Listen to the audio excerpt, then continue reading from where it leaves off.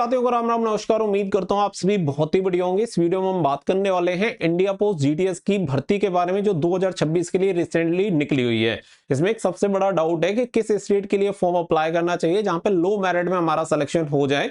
तो अगर आपको ऐसा स्टेट चाहिए और आपके दिमाग में भी ये डाउट है तो वीडियो को लास्ट तक ध्यान से देख लेना। वीडियो पसंद आए तो वीडियो को लाइक शेयर करके चैनल को सब्सक्राइब कर लेना और बेल आइकन पे प्रेस कर लेना ताकि फ्यूचर में आने वाली हर एक अपडेट का नोटिफिकेशन आपको सबसे पहले मिलता रहे। अब आगे बढ़ते हैं और पूरी इंफॉर्मेशन आप सभी को देते हैं। तो सबसे पहले अगर आप देखेंगे तो इसका जो डिटेल ब्यौरा है वो आपको देखने के लिए मिल जाएगा।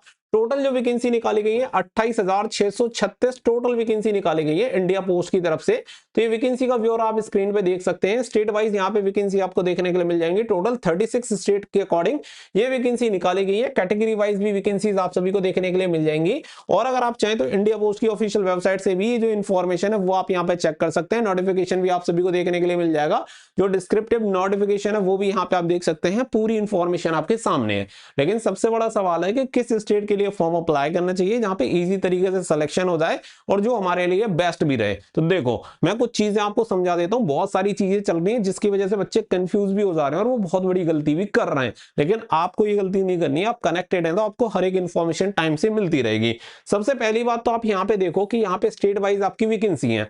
स्टेट वाइज के साथ साथ आप सभी को एक और चीज पता है कि लैंग्वेज का यहाँ पे बैरियर है कि जो भाषा आपको आती है, जिस राज्य की मूल भाषा आपको आती होगी, आप वहीं के लिए अप्लाई कर सकते हैं। इनकेस मान के चलो कि अगर आपको हिंदी नहीं आती और आप उत्तर प्रदेश के लिए अप्लाई कर देते हैं तो वहां के लोगों से आप कैसे कम्युनिकेट करेंगे? क्योंकि जो आपका काम है वो वहां लोकल लोगों के पास जाना, भाई उनसे डाक वगैरह लेना देना, ये सारा काम ही तो रहेगा। लेकिन आपको वहां की लोकल भाषा आती नहीं है तो डॉक्यूमेंट वेरिफिकेशन के टाइम पे आपको डिस्क्वालीफाई कर दिया जाएगा। It's so simple. आप सेलेक्टेड होते हैं तो भी। तो इसका मतलब ये है कि आपको सबसे पहले एक ऐसा राज्य चुनना है जहां की भाषा आपको आती हो।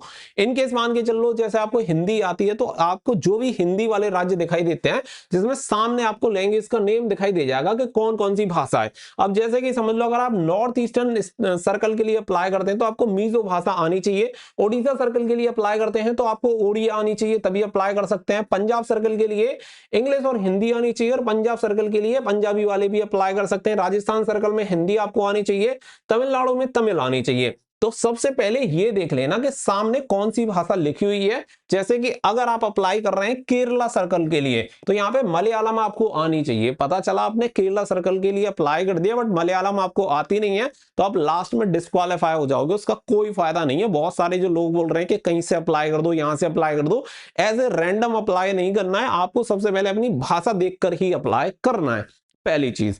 अब ये चीज क्लियर हो जाने के बाद नंबर जो सेकंड चीज आती है वो मैं आपको समझा देना चाहता हूं, शायद आपको समझ में आ जाएगी। कि आप समझो अगर आप यूपी के रहने वाले हो और आप केरला के लिए अप्लाई कर देते हो और आपको मलयालम भी आती है, चलो मान लेते हैं, और आपका सिलेक्शन भी हो जाता है, उसके बाद क्या? आप वहां की कहानी समझो भाई। सबसे बड़ी बात आपको पता है कि यहाँ पे इंडिया पोस्ट जीडीएस में आपको सैलरी कितनी मिलती है? लगभग 12 से 15 हजार के समथिंग आपको सैलरी मिलेगी। और इतनी सैलरी में यहाँ पे सरवाइव करना बहुत मुश्किल है। और उसके बाद फिर आपको अपने घर भी आना पड़ेगा जब भी आप आओ, महीने में, 2 महीने में, 4 महीने में। तो आप यहाँ पे किसी भी कंडीशन में सरवाइव नहीं कर पाओगे। तो सबसे पहली बात समझो कि आप जिस स्टेट के निवासी हैं यूपी के, तो आप यूपी से ही अप्लाई करो, वो आपके लिए सबसे बेस्ट है। बाकी का अगर आपको लगता है कि 15,000 में आप केरला जाके रह सकते हो तो आराम से अप्लाई कर दो। और आपको मलयालम आती है, वहां की भाषा आती है तो कर दो, कोई दिक्कत नहीं है मुझे। लेकिन मेन चीज है कि एक टाइम के बाद आप खुद समझ जाओगे जो मैंने बताया था वो बिल्कुल सही थी। तो सबसे पहले ये डिसाइड करो कि अपने स्टेट में अप्लाई करो। इसके अलावा जो सेकंड बात है वो ये ट्राई करो कि आपके होम के नियर बाय होना चाहिए। आपकी जो होम डिस्ट्रिक्ट है ना वो उससे जितना पास होगा वो उतना बेटर है आपके लिए। और अगर आप अपने घर के नियर बाय किसी पोस्ट ऑफिस में सेलेक्ट हो गए तो ये नौकरी आपके लिए फायदेमंद बन जाएगी। और अगर आप दूर सेलेक्ट हो गए तो फिर वहां पे बहुत सारी दिक्कतें होंगी, बहुत सारे एक्सपेंसेस भी होते हैं, खर्चे भी रहते हैं। फिर घर से दूर रहना तो बहुत सारी चीजें होंगी। तो किसी के चक्कर में आके ये मत करो कि पता चला घर से 1500 किलोमीटर दूर आपने चॉइस दी थी, फिर वहां आने जाने की बहुत सारी समस्याएं रहेंगी। तो सबसे पहला भाषा का बैरियर है, आपको वो भी फॉलो करना। और उसके अलावा आगे का कंफर्ट भी देखना है। केवल ये नहीं सोचना है कि फॉर्म अप्लाई करके बस सिलेक्शन हो जाए। क्योंकि सिलेक्शन के बाद आपको आगे भी बढ़ना है, केवल जीडीएस या बीपीएम पे ही नहीं अटक के रहना। इससे तो सिर्फ इतना है कि आप सेल्फ इंडिपेंडेंट हो जाएंगे, थोड़े पैसे आते रहेंगे, फाइनेंशियल क्राइसिस खत्म हो जाएंगे, तो आगे भी आप अपनी पढ़ाई वगैरह जो भी कर रहे हैं वो कंटिन्यू कर पाएंगे। तो उम्मीद है कि ये बात आपको स्पष्ट रूप से समझ में आ गई होगी। इस चक्कर में बिल्कुल मत आओ कि आप केरला में जाके अप्लाई कर दो, तमिलनाडु में अप्लाई कर दो, वहां की मेरिट कम जाएगी। भैया पहली बात तो वहां की भाषा नहीं आती, दूसरी बात भाषा भी आती है और सेलेक्ट भी हो गए तो 12-15 हजार रुपए में कौन इतना दूर रह पाएगा। तो ये भी एक सबसे मेजर चीज है। उम्मीद करता हूं कि समझ में आ गया होगा। वीडियो को सभी के साथ शेयर कर देना और चैनल को सब्सक्राइब कर लेना। मिलेंगे नेक्स्ट वीडियो में। So thank you for watching. जय हिंद, जय भारत।